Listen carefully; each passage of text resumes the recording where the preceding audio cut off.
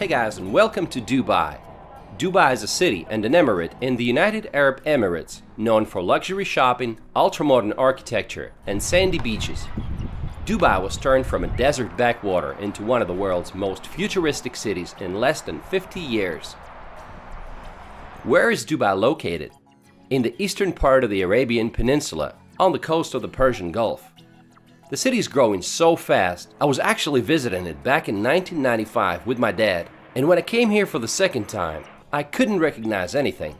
My first impression was that the city is just so overwhelming. Different parts of the city are just so spread out, and it's not clear how to get from one place to another.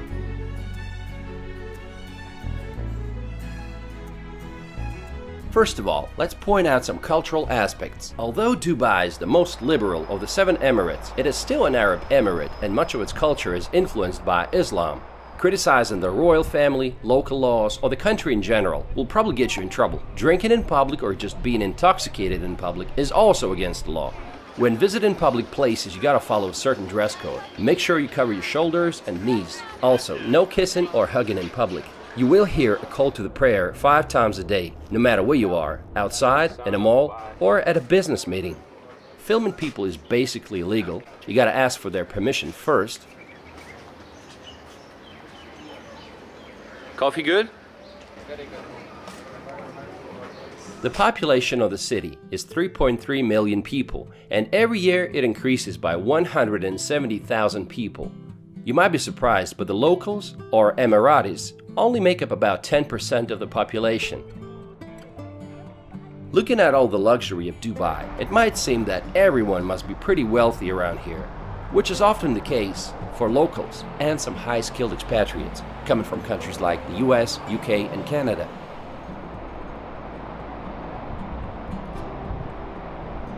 But it's a completely different story for the construction workers and the taxi drivers that come from Pakistan, Bangladesh, India, Nigeria, Egypt, and other countries, who only average about $600 or $700 a month. Hello.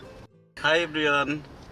I'm Nazmul. I'm from Bangladesh. I'm in Dubai taxi. What's your name? My name is Sher Muhammad. Where do you come from? Pakistan, Peshawar. Nice to meet you. Yeah. They don't live in fancy neighborhoods. Rather, they live in communities such as this one. They can't afford to bring their families over here. And sometimes several men have to share one room. They're here to make some money and send it back to their home country. I want to mention this guy. He's from Egypt. He saw us on the subway trying to figure out how to get to a certain place, and he came to our rescue. He took us all the way to the destination and then even stopped to buy us some cold drinks, which was very nice of him. None of those people had plans to stay here longer than they needed to, because UAE citizenship is almost impossible to obtain. Even if you're born here, it doesn't change anything unless one of your parents is an Emirati. Just imagine a situation, say a young couple that comes from Egypt comes to live and work in Dubai. They give birth to a child who grows up, gets their education here, gets a job afterwards, and continues living in Dubai, thinking that Dubai is their home. Then that person's working visa is not extended for whatever reason, and they're told, go home. Go home where, they ask. Go home to Egypt, where that person had never been in their lifetime. In Dubai, the number of men exceeds that of women by more than double. There's about 2.5 males for every female. Today, less than 5% of the Emirates' revenue comes from oil. Instead, the economy relies on trade, tourism, aviation, financial services, and real estate. Tourism is doing well. Dubai is the 4th most visited city in the world. The city had 15 million overnight visitors in 2016. But the real estate situation is another story. Those who want to invest in Dubai have to keep an eye on the market. Several years ago, Dubai already found itself in a difficult situation when it needed a $20 billion bailout from its oil-rich neighbor, Abu Dhabi, to escape a debt crisis caused by collapsing property prices. Since 2014, residential property prices have dropped by more than 15% and are still falling. The housing market remains oversupplied, and looking at all the ongoing projects, I get a feeling that it might stay this way for a while.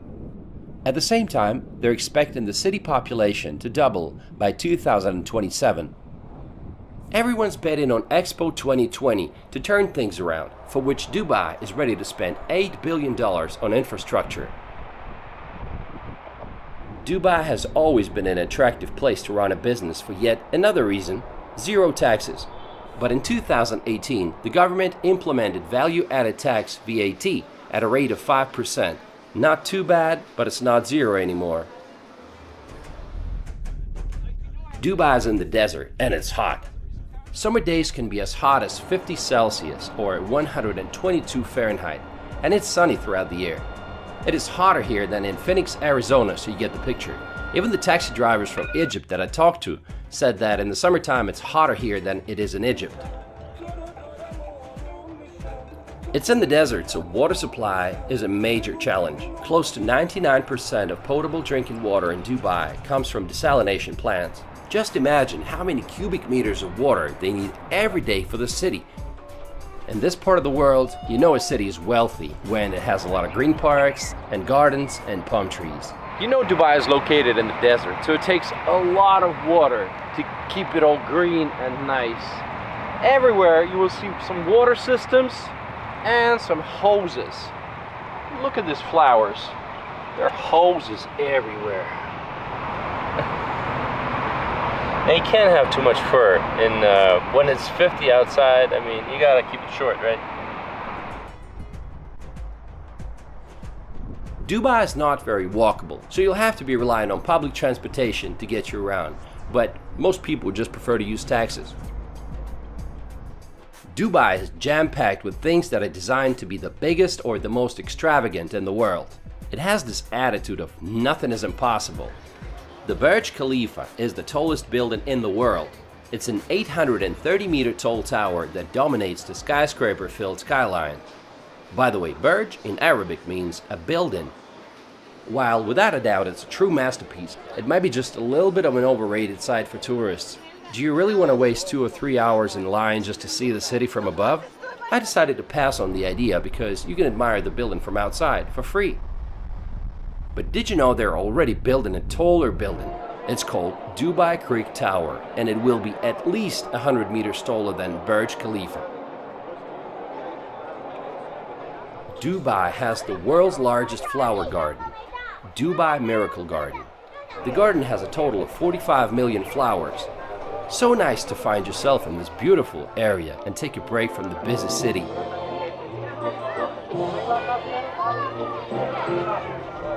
We are in the beautiful Miracle Garden in Dubai, and it seems like it's everything they've been lacking. All the greenery and all the different kinds of flowers. Dubai is basically a desert, and over here you feel like you're in Thailand, and it's just a wonderful place, and you should definitely visit that if you're in Dubai. During the summer months, the garden stays closed for obvious reasons. It's too hot.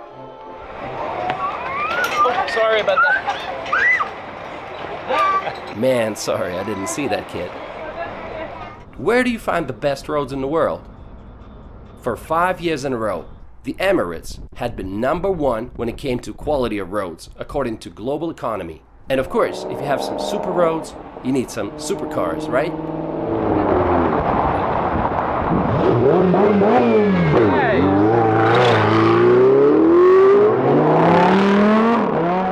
They have bus stops with air conditioning. They call them air-conditioned bus shelters, and there's more than 1,000 of them right now in the city. Dubai has the world's longest fully automated metro system, where all trains run without drivers. Most of it above the ground. They have 2 lines, a green line and a red line. The red line goes along the main Dubai street, Sheikh Zayed Highway. There are 3 different classes of service: silver class, women and children only, and gold class. A ticket to the gold class is 2 times more expensive than usual. The best thing about it is it doesn't get crowded during rush hours. Public transportation in Dubai is pretty convenient, and the best way is to get a Note card, which is good for subway, it's good for bus. The only thing it's not good for is monorail, which you have to pay separately. Dubai is also known for one of the most ambitious engineering structures of our time: an artificial palm tree archipelago, Palm Jumeirah, which added nearly 50 miles to the coastline. We are on the famous artificial island, the Palm. And over there you see the wave breaker, which goes around the island and it protects it from strong winds and strong waves up to 4 meters high. Atlantis de Palm is a luxury hotel resort located at the apex of the Palm Jumeirah. Among other things, it has Aquaventure Water Park and the Lost Chambers Aquarium that is home to 65,000 marine animals. Hi, where you guys from? From Sweden. Hello, Russia. Welcome to Dubai. Thank you. Okay, bye-bye. Bye. There's another Atlantis on the way. It's a $1.4 billion Royal Atlantis that is expected to be opened in 2020. You can travel the Palm Island on monorail, which is an entertainment by itself. There are many means of transportation in Dubai, and one of them is monorail. The ticket is very pricey. It's $5.5 one way. So let's take a look at what it's like on the inside.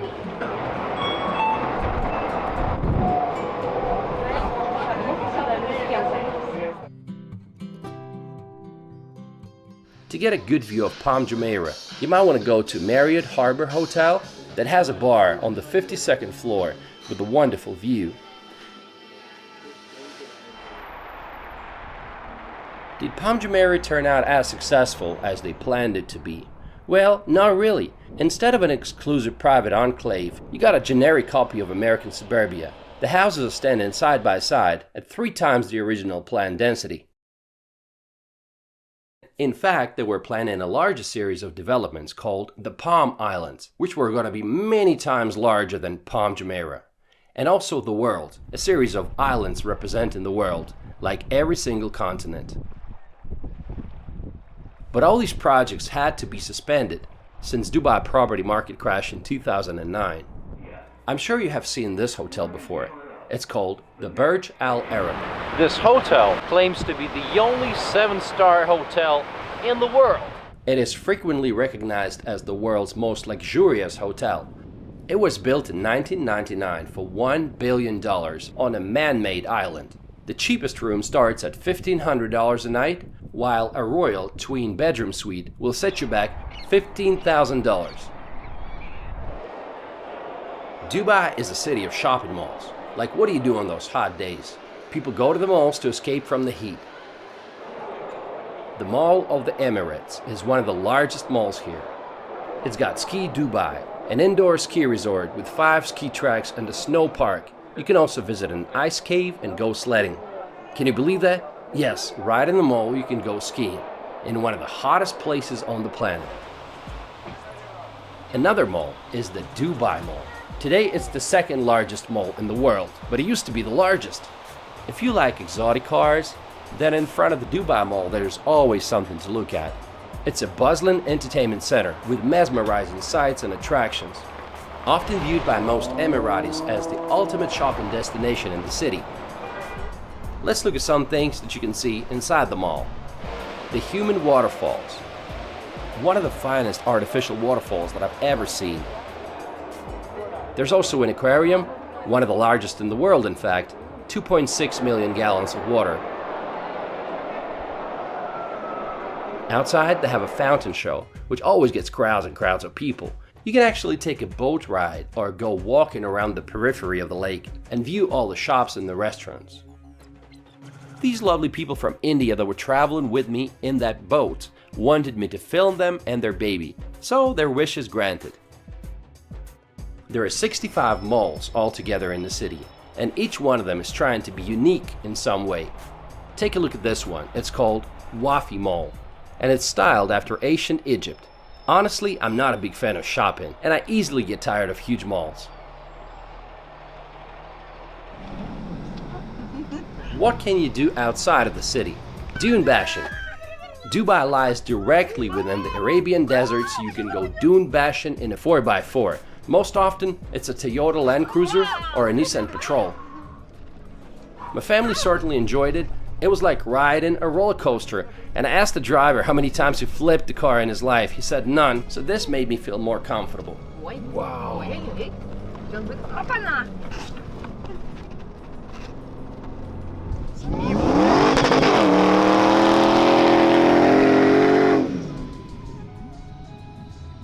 Hey Okay guys, so we are in the desert and you can do crazy things like that. They give you a professional driver and it takes you along the desert. Okay, the ride's very bumpy, but if you like stuff like roller coasters, you're gonna enjoy it. And on top of that, you can ride a camel if you want some nice pictures. But we're about to have some dinner, so let's go do it. There are other things to do in the desert like snowboarding on a sand dune, riding an ATV, and so much more. Well, I have zero experience, so I want you to see me fall. It's not even riding. Okay, I'll give it a try. Okay, guys. Chicken. Then they offer you a dinner and a show with dances and performances. Just to give you the scale, we had 700 people that night, and our driver said that there are altogether about 20 companies doing that in the city. Even in the desert, you can meet some awesome people from around the world. So, where are you from? I'm Swiss. I'm Canadian. You're Canadian? Yeah. But you said you live here. I do. Oh, okay. So, is it work related? Yeah. Oh, cool. And you're just visiting? Yeah, I've been here for a week now. So what have you guys done for fun? Like, What did we do the first day? We went to the Mall of Dubai. We went to the top of the Burj Khalifa, Miracle Garden. Go to Jumeirah Beach. It's really nice. hey, what's your name? Annika. Oh, what's your name? Hanadi. Nice to meet you. Nice to meet you. One of my favorite places in Dubai is the Global Village. It's a huge park that combines cultures of 90 countries from all across the world in one place. Okay guys, welcome to London. Oh, wait a second. I think I'm mistaken. We're in Moscow. Welcome to Moscow. Actually, we're in New York City, right? It's pretty confusing, but actually we are in Dubai, and this place is called the Global Village. You can get souvenirs, spices, and try food from almost every corner of the planet. Well, except for Israel.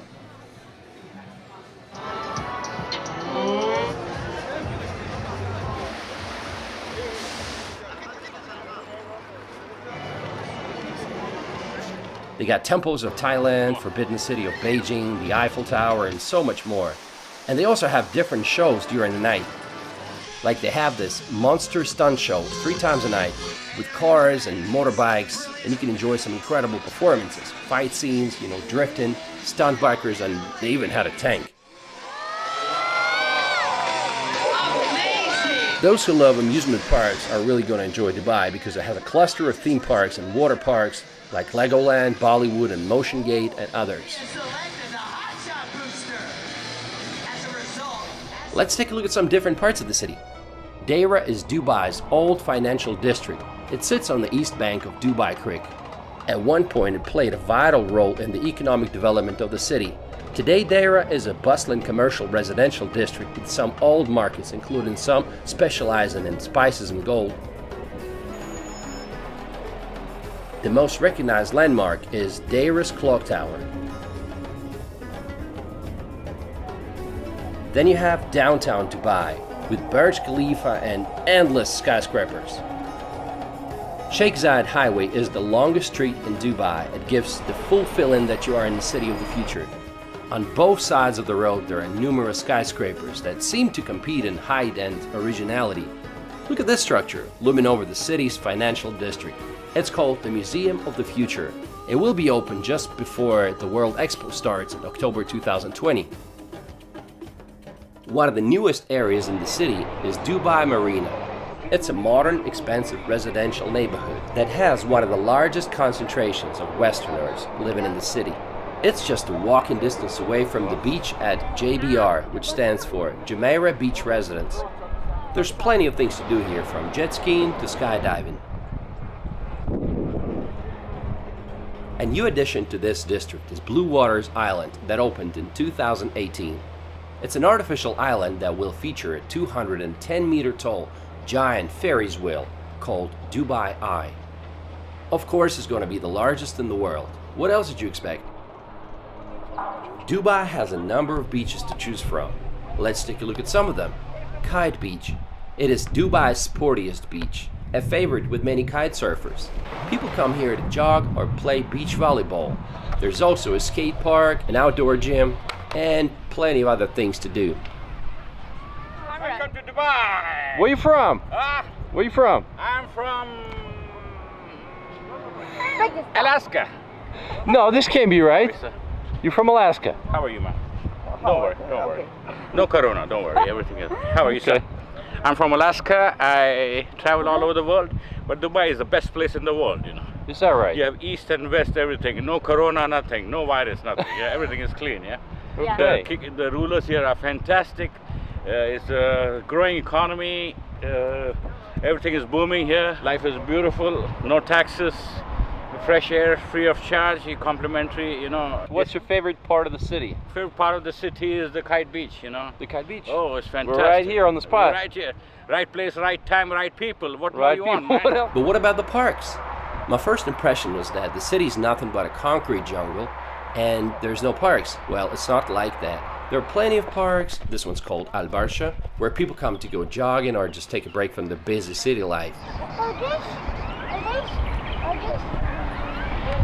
They even have golf courses here, can you imagine? So how did it all start?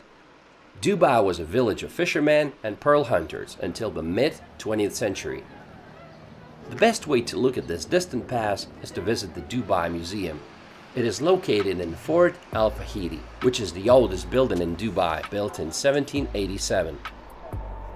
Pearl hunting was the main source of income for the local population back then, but the invention of artificial pearls by the Japanese in the 1930s destroyed the economy. In 1968, Great Britain abandoned the protectorate of the Gulf countries. Right around this time, oil was discovered, and from that moment, the Emirates got a quick start in the development. They say driving a car in Dubai is not for everyone. Locals say that if you miss an exit, it might take you 20 to 30 minutes to get back on the route. Speeding fines are no joke. For example, if you exceed the speed limit by 20 kilometers an hour, your fine's going to be an equivalent of $82. But if you exceed it by 80 kilometers an hour, it's going to be $820. Once, a British tourist got stuck in Dubai after racking up $45,000 in speeding tickets in a rented Lamborghini. In 4 hours, he triggered every speed camera on Sheikh Zayed Road, and they wouldn't let him go until they paid the fines in full. One of the newest additions to the city is the Dubai Frame.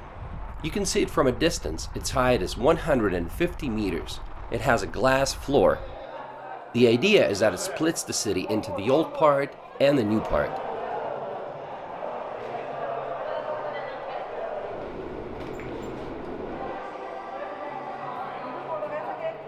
What's it like for the locals to live here? Emiratis, like I said, make up only 10 to 15% of the population. They get plenty of perks from the government, like $20,000 or more as a wedding present. Polygamy is allowed, so you can have more than one wife. There's an Arab joke about this. If you have one wife, she will fight with you. If you have two wives, they will fight for you. Recently, they introduced mandatory military service, so now Emirati men who have finished secondary school and aged between 18 and 30 will have to serve a year and 4 months. Did you know they have a Ministry of Happiness here? Sheikh Mohammed, who is Vice President and Prime Minister of the country and ruler of the Emirate of Dubai, said that he is not going to tolerate poor government services, and he declared that he would remove staff and officials who are not performing well. He's also known to visit government departments when they least expect him. One time he was visiting Dubai municipality, and he was surprised to find directors and senior officials not present at their workplace during his visit. They say Dubai has a development plan until the year 2070. That's impressive, but is it a comfortable city for foreigners? While salaries are competitive, they say that one of the biggest challenges here is to build a circle of friends. People come and go all the time, and to make friends with the locals is not that simple. Some people say that Dubai doesn't make them feel like they belong there. Some people told me that in Singapore, after work, you go drinking beer with the locals. But in Dubai, it's just not happening. There's internet censorship, and voice calls on Skype and WhatsApp are restricted. Be careful what you post on social media. There's been cases when foreigners got in trouble after posting something negative about Dubai on Instagram or Twitter. What about women's rights? While I'm not a big expert, but how do you explain numerous attempts of members of the royal family to flee the country? Just read about Princess Latifah, who tried to flee but got caught, and she hasn't been seen since March 2018. On the bright side, there's definitely been some progress. Dubai has recently loosened its liquor laws to allow tourists to purchase alcohol in state-controlled stores. They ended prison sentences for loan defaulters. Before, if you were late with payments, you could be sentenced to jail for up to 3 years. Now you just get a fine instead of jail time. The city is very safe, and that's despite the fact that it has millions of visitors from all over. And most importantly, it's a fun place to live in. It's a melting pot of different cultures, and there's so many events happening all the time. To me, Dubai is like the amusement park of the planet, where the most daring ideas are implemented. Some of them succeed and some fail, but everybody wants to come here and see it for themselves. And you can't help but admire the determination of Dubai to be moving forward. And I want to end this video with a quote from Sheikh Mohammed. "The race for excellence has no finish line. I want Dubai to be number one, not in the region, but in the world. Number one in everything, higher education, health, and housing. I want to give my people the highest way of living." Okay guys, thanks for watching. I hope you enjoyed the video.